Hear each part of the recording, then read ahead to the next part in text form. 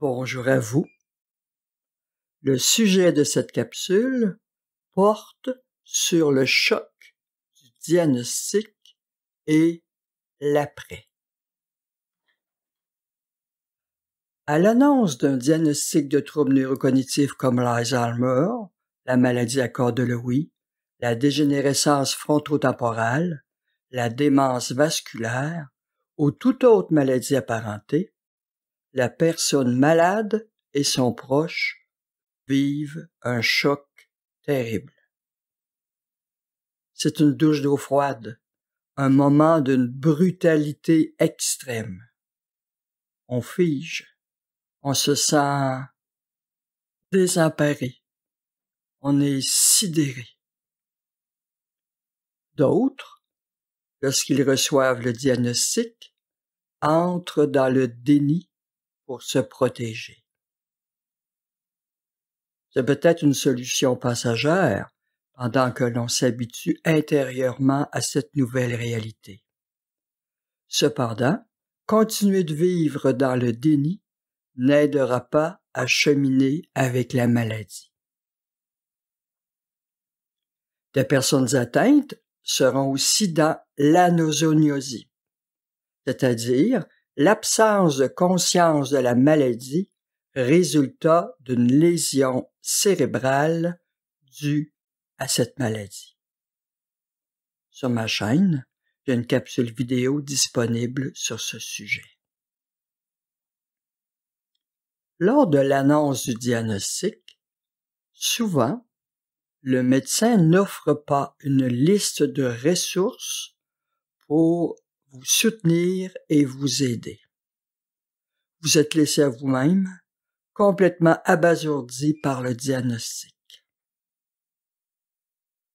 Je me souviens encore très bien lorsque j'ai reçu un appel téléphonique d'un gériatre qui m'annonçait que ma mère souffrait de la maladie à corps de Lewy en me spécifiant que son espérance de vie serait plus courte que si elle avait l'Alzheimer, soit entre 4 et 6 ans. Je lui ai demandé ce que c'était cette maladie. Il m'a répondu d'aller me renseigner sur Internet. Je n'ai reçu aucun soutien. À la stupéfaction se succèdent souvent des moments de peur, d'anxiété, de questionnement, de tristesse, de colère, de frustration, d'inquiétude, d'impuissance, de découragement. Et rapidement, l'incertitude sur l'évolution de la maladie peut aussi être angoissante. Parfois même des proches cachent leur nouvelle réalité pour X raisons, ce qui entraîne encore plus de poids sur leurs épaules. Un jour, la patience atteindra ses limites, le ballon émotionnel éclatera, et il se pourrait fort bien que ce soit la personne malade qui en subisse les conséquences. La dépression pourrait aussi se pointer, ou une autre maladie occasionnée par le surplus de stress.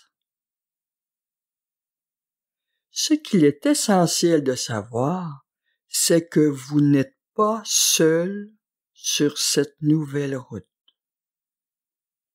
Des organismes existent pour vous aider, autant sur le plan émotionnel qu'à l'égard d'informations pertinentes sur la maladie et comment vous comporter avec votre proche.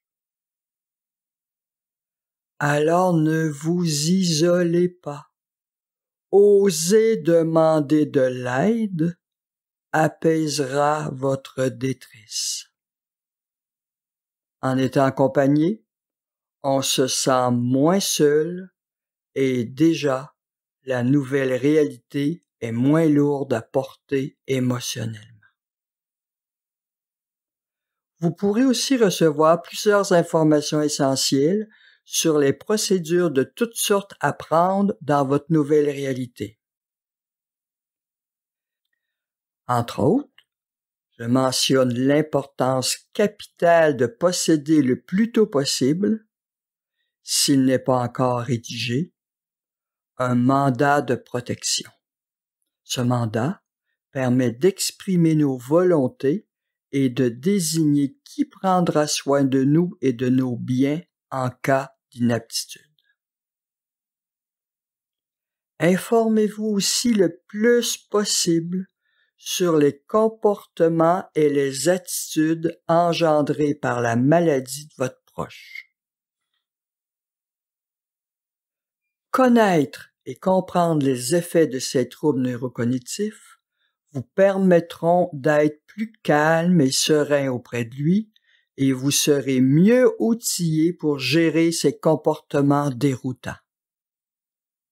Parfois, hélas, par des interventions non ajustées à la personne malade, bien malgré soi, on jette de l'huile sur le feu et l'être cher pourrait manifester davantage de comportements perturbateurs parce qu'il se sent non reconnu, respecté et compris.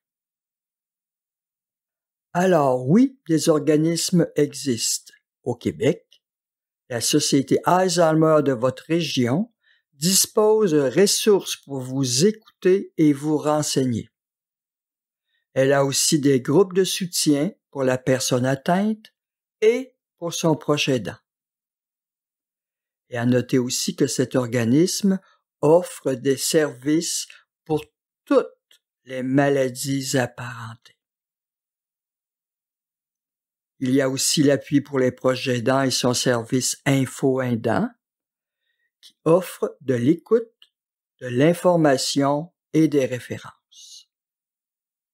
Vous pouvez communiquer par téléphone au numéro à l'écran ou par courriel. Les services offerts par ces organismes sont gratuits. Bon, étant du Québec, je connais peu d'organismes de soutien ailleurs dans le monde, mais il en existe assurément.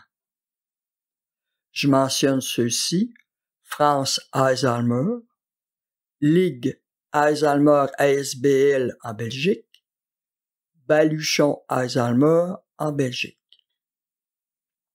Et ici, sur ma chaîne YouTube consacrée au projet aidant, vous pourrez aussi trouver plusieurs capsules vidéo concernant des comportements spécifiques comme l'agressivité, l'anxiété, le désir de retourner chez soi, les hallucinations, le délire, et des façons d'intervenir afin que la personne malade se sente comprise et que son comportement aberrant s'estompe.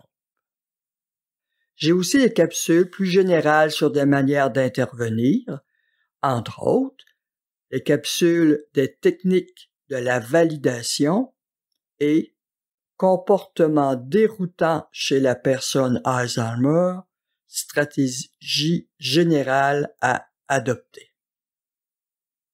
En conclusion, la vie ne s'arrête pas après un diagnostic de maladie à troubles neurocognitifs. Ne restez pas seul avec ce que vous vivez par rapport à cette maladie et à ses conséquences. Informez-vous le plus possible sur les façons de vous comporter avec votre être cher atteint d'un trouble neurocognitif. Il reste une personne à part entière. Vous pourrez toujours rejoindre son cœur, son monde affectif n'étant pas affecté par la maladie. Le cœur ne fait pas d'Alzheimer et il se souvient de ce que la mémoire oublie. Sur ce, je vous dis à bientôt dans une autre capsule. Votre abonnement m'encourage à poursuivre ce travail et vos petits pouces me font toujours plaisir.